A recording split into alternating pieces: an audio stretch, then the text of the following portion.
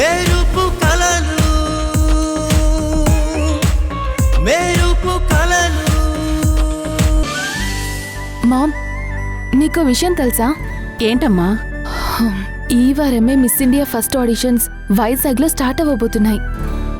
Wow, great news. మరెప్పుడు బయలుదేరుతున్నావు? బయలుదేరుతున్నావేంటి ma'am? బయలుదేరుతున్నాం, అది కూడా రేపే. ఆడిషన్సే కదమ్మా, నువ్వు వెళ్ళొచ్చేసే. నేనెందుకు? అలా అంటావేంటి మమ్మా? నేనొక్కదాన్నే వెళ్ళడమేంటి? నువ్వు కూడా రావాలి. అప్పుడే కదా నాకు టెన్షన్ లేకుండా ఉంటుంది. ఒక్కదాన్నే వెళ్తే చిన్న కంగారుగా ఉంటుంది మామ్. అయినా నువ్వెందుకు రానంటున్నావు?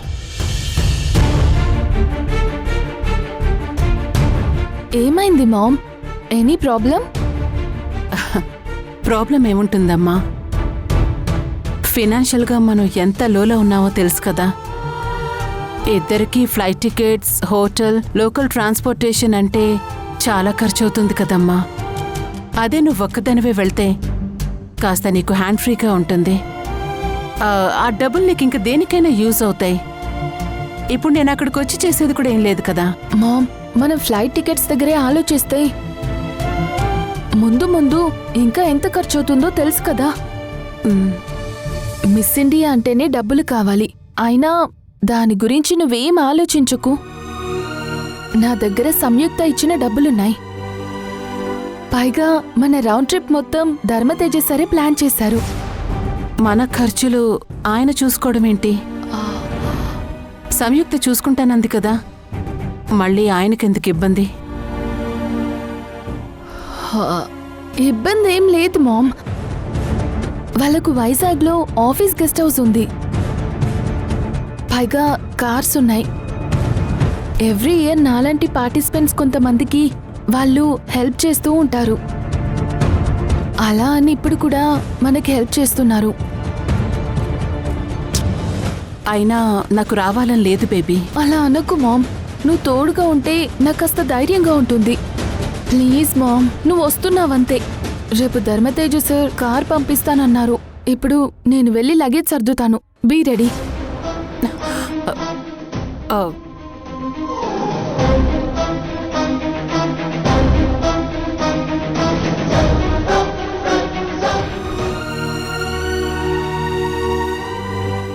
సమయూ,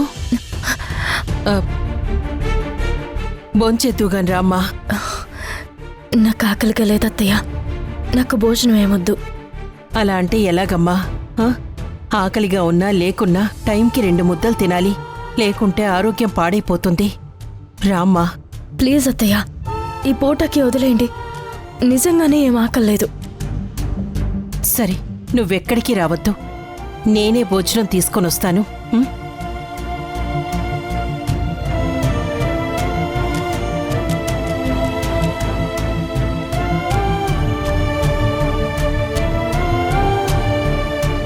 ఆంటీ, ఎవరికి భోజనం?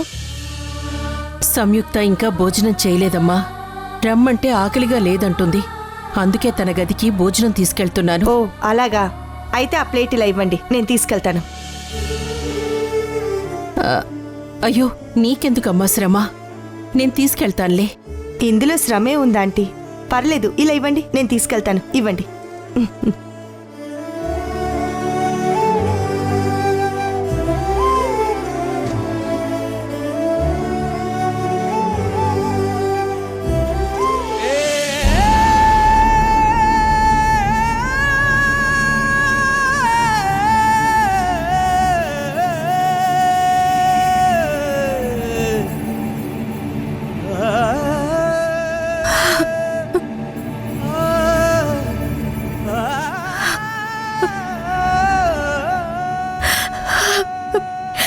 ఎలా ఉన్నావు సంగీత? నువ్వు వెళ్ళినప్పటి నుంచి ఒక ఫోన్ కూడా చేయడం లేదు. ఎక్కడున్నావో ఎలా ఉన్నావో తెలియడం లేదు. ఎప్పుడు మమ్మల్ని వదిలి ఒక్కరోజు ఉండింది లేదు. అలాంటిది అనుకోకుండా పెళ్లి చేసుకుని వెళ్ళిపోయి ఇన్ని రోజులు అవుతున్నా ఒక్కసారి కూడా ఇంటికి రాలేదు. మమ్మల్ని చూడాలనిపించటం లేదా? లేక మాతో మాట్లాడాలని లేదా? పెళ్లి చేసుకుని ఇంటి ముందుకొచ్చిన నిన్ను అమ్మ కోప్పడిందని కోపం వచ్చిందా?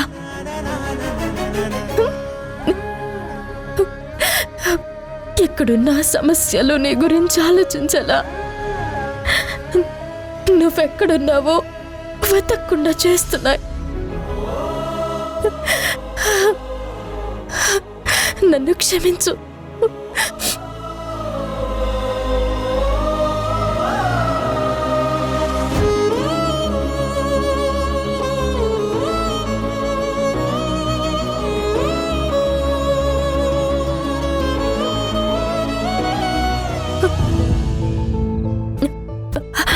మేడం, మీరా? కూర్చో కూర్చో.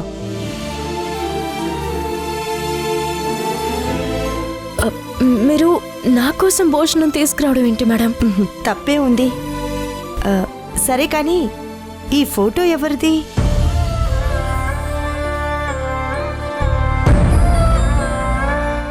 మా చెల్లెలు సంగీత మేడం. అవునా? మరి తను కనిపించడం లేదు. ఎక్కడుంది తనిప్పుడు?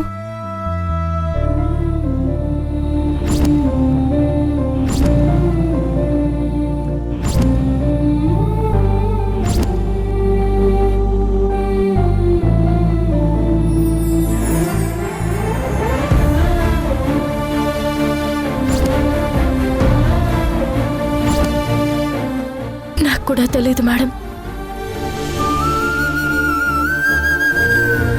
ఒక నెల క్రితం పెళ్లి చేసుకుని వెళ్ళిపోయింది. ఏంటి? నీ చెల్లెలు పెళ్లి చేసుకుందా? అనుకోకుండా చేయాల్సి వచ్చింది మేడం.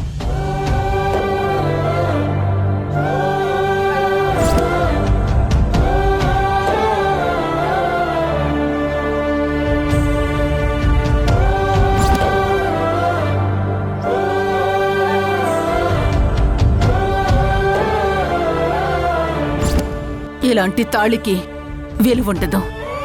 వెంటనే తీసే వెంటనే. అది నా నుండి వేరవ్వాలంటే నేనైనా చావాలి, కట్టినవాడైనా పోవాలి.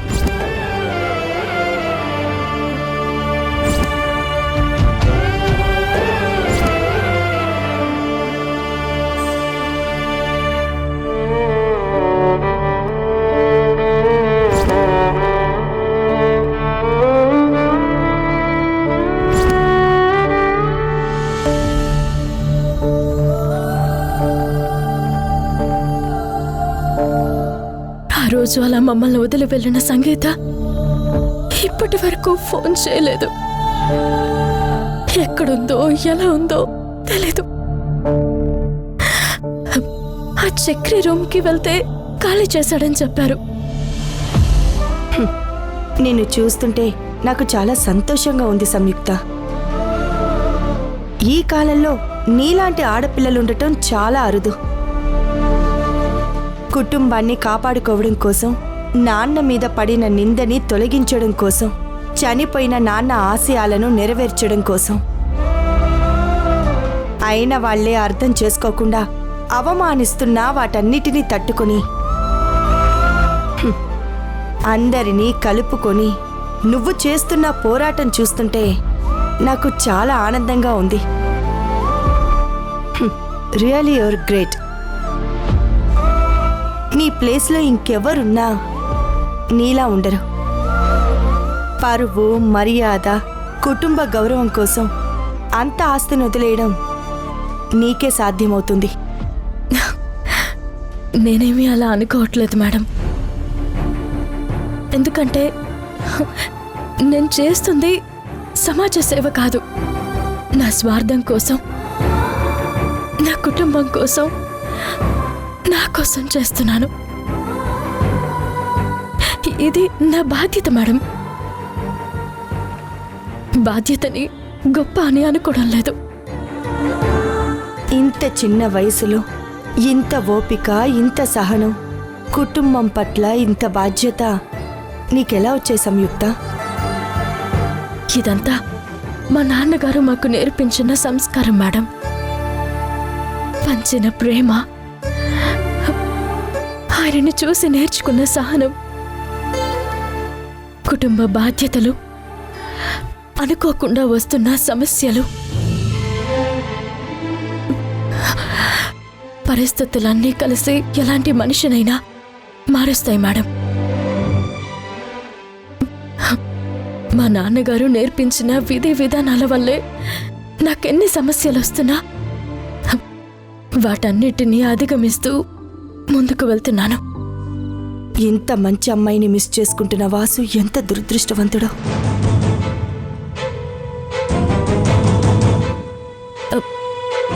ఇప్పుడు మీరేమన్నారు మేడం? ఏం లేదు. ఇదిగో ముందు భోజనం చెయ్యి. వద్దు మేడం, నేను తర్వాత తింటాను. ఇదిగో తిను.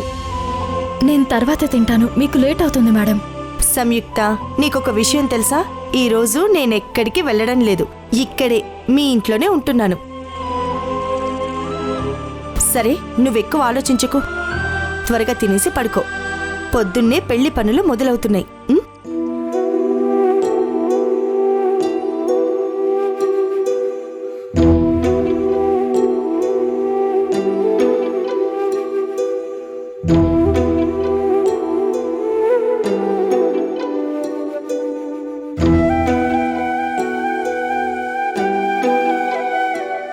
కడుపులో బాధ పెట్టుకుని కడుపు నిండా ఏం తింటావులే.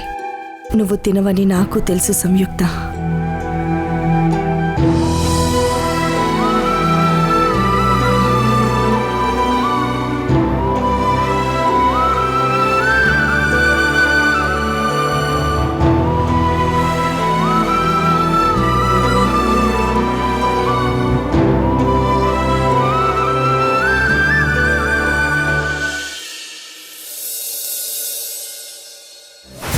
విమలమ్మా, విమల, పూజకు అన్నీ సిద్ధం చేశావా? నిన్నేనే అడుగుతుంది, పూజకి అన్నీ సిద్ధం చేశావా? అబ్బబ్బబ్బబ్బా, నీతో నేను చచ్చిపోతున్నానే. ఏం అడిగినా సమాధానం చెప్పకుండా మౌనంగా ఉంటావేంటి? ఇలా అయితే పెళ్లి వరకు ఎలా పనులవుతాయి? నాకేం అర్థం కావడం లేదు విమలమ్మ. ఏంటి బామ్మగారు, పొద్దున్నే హడావిడి స్టార్ట్ చేశారు? ఏం చెప్పమంటావమ్మా, నా కోడలికి రాను రాను పంతం పెరిగిపోతుంది. దీనివల్ల నాకు బీపీ పెరిగిపోతుంది. ఇప్పుడు ఏమైంది బామ్మగారు, నాకు చెప్పండి. ఏముందమ్మా, పెళ్లికి ముహూర్తం కూడా పెట్టించాం. ఇప్పుడు ఇంటి దేవతకి అఖండం వెలిగించి పెళ్లి పనులు మొదలు పెట్టాలి కదా. పెళ్ళంటే ఎన్ని పనులుంటాయి? ఇప్పటి నుండి రోజుకి 4 పనులు చేస్తేనే గాని ఆ సమయానికి అన్ని చక్కబెట్టలేం కదా.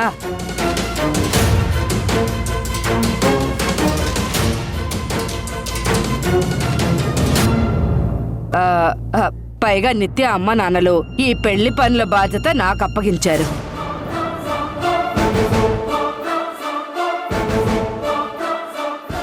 మాట రాకుండా చూసుకోవాలి కదా. కానీ నా కోడలు మాత్రం తనకేమీ పట్టనట్టు, అసలు తన ఇంటి పెళ్లి కాదన్నట్టు మౌనంగా ఉంటుందమ్మా. ఇదంతా చూస్తుంటే నాకు చాలా భయంగా ఉంది. మీరేమీ భయపడకండి బామ్మగారు, నేనున్నాను కదా, అంతా నేను చూసుకుంటాను.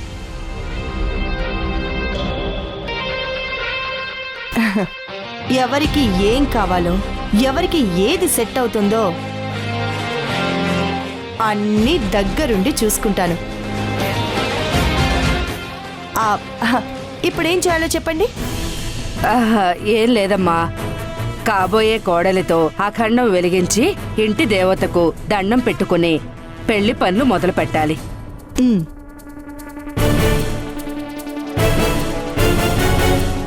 ఈరోజు పెళ్లి బట్టలు, నగలు కొంటే మిగతా పనులు మెల్లిగా అయ్యే అవుతాయి కదా. అలాగే చేద్దాం బామ్మగారు, మీరేం కంగారు పడకండి, అంతా నేను చూసుకుంటాను. నేను వెళ్ళి అఖండం సిద్ధం చేసి మిమ్మల్ని పిలుస్తాను, సరేనా? సరే. అమ్మయ్య, చూసావా, మన ఇంటి అమ్మాయి కాకపోయినా ఒక కంపెనీ యజమానైనా కాస్తైనా గర్వం లేకుండా ఎంత చక్కగా ఒదిగిపోతుందో చూసావా?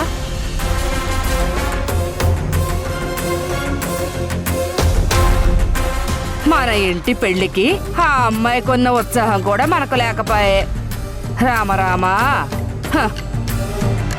తప్పుకోరా.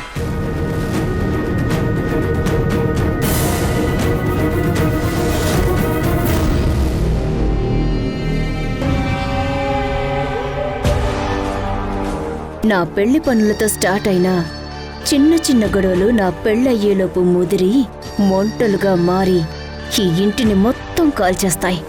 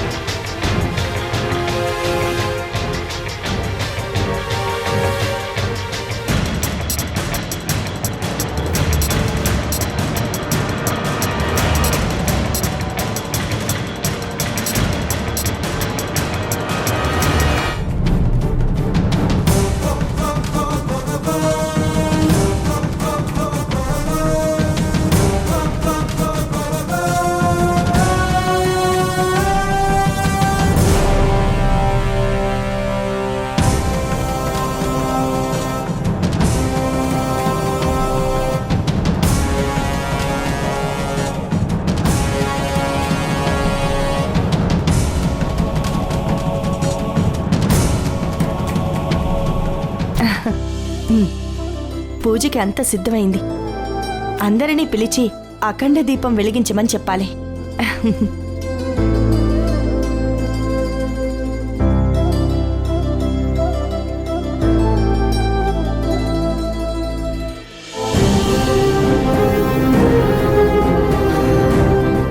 మనసంతా ఎందుకో కంగారుగా ఉంది.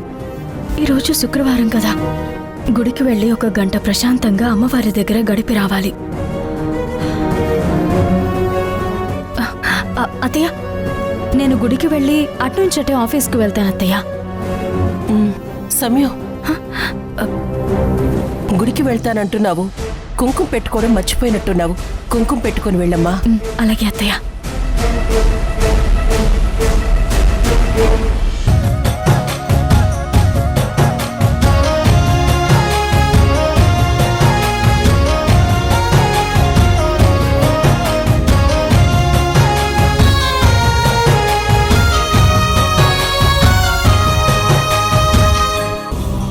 బామ్మగారు, మీరిక్కడున్నారా? మీరనుకున్నట్టే అఖండ జ్యోతికి సిద్ధం చేసేశాను. మీరు నిత్య వస్తే వెలిగించి దండం పెట్టుకోవచ్చు.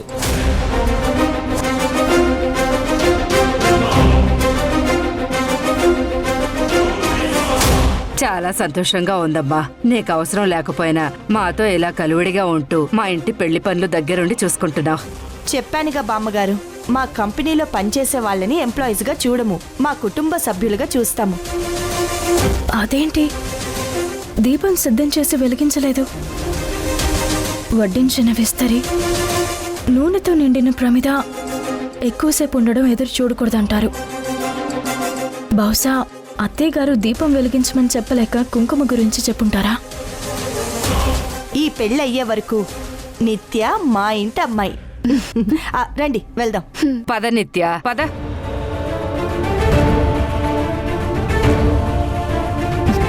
అత్తయ్య గారు చెప్పినా చెప్పకపోయినా దీపం వెలిగించడం మంచిదే కదా.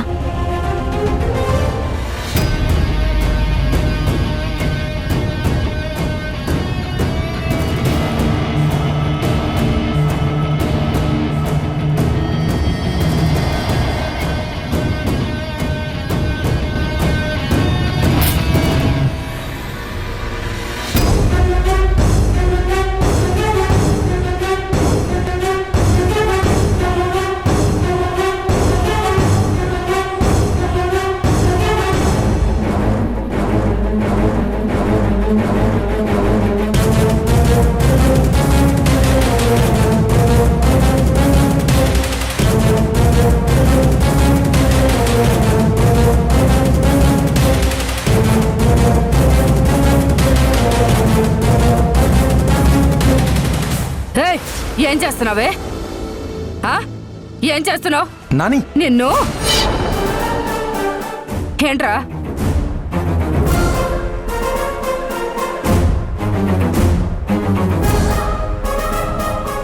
నన్నెందుకు రారుస్తావు? ఇదేం చేసిందో చూసావా? ఈ ఇంటికి కాబోయే కోడలు వెలిగించాల్సిన అఖండ జ్యోతిని ఇది వెలిగించింది.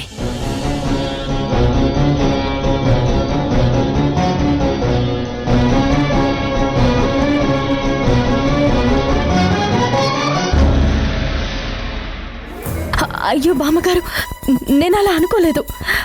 వచ్చి కుంకుమ పెట్టుకుని దండం పెట్టుకుంటుంటే నిండుగా నూనె పోసిన ప్రమిద అలా ఉండకూడదని వెలిగించానే తప్ప నిజంగా నాకు తెలియదు బామ్మగారు. ఏయ్, ఇదేమన్నా మీ ఇంటి దేవుడి పూజ అనుకుంటున్నావా? ఆ? నీకు పొగరుతో కన్ను మిన్ను కారణం లేదు. నన్ను క్షమించండి బామ్మగారు, ఇది పొరపాటున జరిగింది. నేను కావాలని చేసింది కాదు. నువ్వు కావాలనే చేశావు. నీకు కొంచెం కూడా సిగ్గులేదు. అసలు ఆ సంయుక్త తన గురించి ఏమనుకుంటుంది? ఇప్పటికైనా నువ్వు మారు వాసు. సంయుక్త ఇంత పొగరబోతుంది కాబట్టి వాళ్ళమ్మ అక్కలు దూరం పెట్టారు.